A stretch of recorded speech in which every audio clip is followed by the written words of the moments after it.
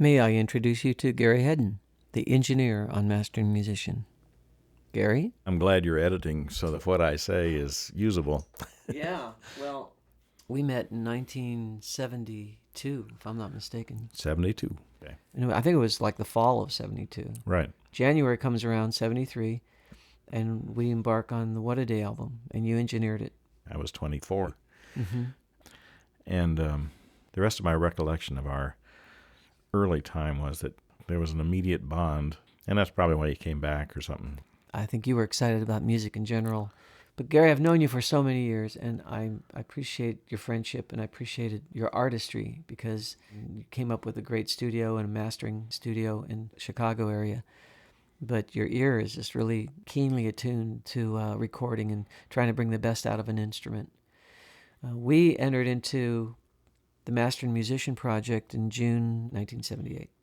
My recollection is we were working together on, I don't know whether it was emerging or something, but you were in the Chicago area and you were in our home. Mm-hmm. And at the end of the day, after supper, you would sit on the couch and just play. And you were, I think, at the time thinking about, what am I going to do next or something. Mm-hmm. And it struck me clearly to say to you, you should just go in the studio and play, improvise, and then we'll turn it into something. Mm-hmm. And I mean, that's my recollection that and you went, oh, well, that sounds interesting. I just felt like it was in you. It could come out that way in a special kind of way. And it was just going to be, what do you call it? A stream of consciousness kind of recording. I came to Chicago with just my instruments, guitars mainly. Right. And borrowed a few instruments while there. And we just went in the studio.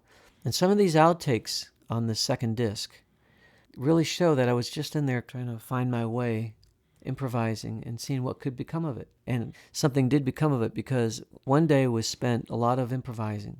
You're in there, you can hear your voice in the control room, and you can hear me going, do you have enough tape, bro? Is it still running? And go, yeah, rolling. I would just play. I did bring my Les Paul. I brought a Strat. I think I borrowed maybe Tom Baker's bass, where I played bass, where he didn't play the bass. You had, I'm trying to remember the guy's name of your acoustic guitar at the time. The Mark Whitebook. Yeah. I had that Mark Whitebook guitar, cedar top guitar. It sounded like a harpsichord to my ear. Yeah. I mean, it was so rich. Yeah. We had a variety of instruments, but the second day doing something with these ideas turned into Suite of Reflections. And we spent 12 hours on that song that day. And at the end of the day, did a rough mix. We were pretty excited. What I remember about the sessions, I guess there's several technical things that I would bring up. One was the glass between the rooms was in the way of our working together. Mm-hmm. And nowadays, it's the standard that you work in the control room. But back then, it hadn't been thought of. Mm-hmm. And so I thought, well, gosh, I can wear headphones.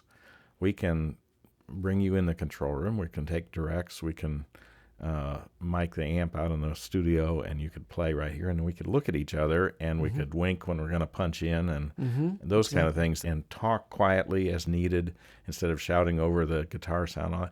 That wasn't being done then. It was always you went in the studio and somebody in the control room. There's a picture of you sitting with an amp in the control room, actually. I especially remember being in the control room with the electric guitar. Yeah. With the acoustic guitar, I was in the studio. Mm-hmm. The drums were in the studio. I remember the EBO work I was doing. And as I recall, what happened was they sent you an EBO to try out. Mm-hmm. This is another one of my strong recollections of it. And it was this mysterious silver device in a box. Yeah. And you looked at it and this is part of what, you have a respect for my sense of sound or something. I have this incredible understanding of an appreciation of the fact that you are just wired with whatever it is, and within just a few minutes you were making music with the device, in this case with the EBO. And so whatever I adapt to, changing equipment and speakers and microphones and all that sort of thing in the same kind of way. It's just it's an inherent thing that I can tweak knobs and devices and everything and make it sound good right away. Mm-hmm. you were making pretty string sounds with the EBow within seconds of having it in your hand. Flute and cello sounds, yeah. And I remember that later on that review about the synthesizer intro on the album. Which, Oh, yeah. you remember that? I do. Person talking about the synthesizer intro, which of course it wasn't. It was the EBow through the MXR and all that. For some of the young musicians who are used to loops, back then I was starting to do some film sound work, and we had a digital metronome, which was a very obnoxious sounding click. That was the source of the term click track. Mm-hmm. As you enter into the studio region, always remember to adhere to that clickage. The click is your lifeline. Cling unto it. Which was just a digital snap. And there were no sequencers at that point. You could do an arpeggio on a Moog synthesizer or something, but you didn't really have, and it wasn't stable, you didn't really have a rhythm machine at that point. Mm-hmm. We were going to use multiple passes without drums. We needed to have rhythmic clues so that you could overdub more parts. And you were, freewheeling. You're improvising. And so how do you freewheel and then come back and overdub precisely? And you can't edit, and you can't, even punching in is somewhat difficult. When you push the record button, you're losing something. Mm-hmm. Exactly. So I was trying to figure out how to give you a steady rhythm that wasn't this obnoxious click and wouldn't lock you into exactly being precisely in time, but would give you a clue as to what the real meter was. And when we came to mixing it, it was fun. We could just turn things on and off. And Gary, I don't want to fail to mention Mel Davis. Mel Davis, yeah. And his contribution in engineering and mixing a good portion of the master and musician. We were totally into trying some things that were new.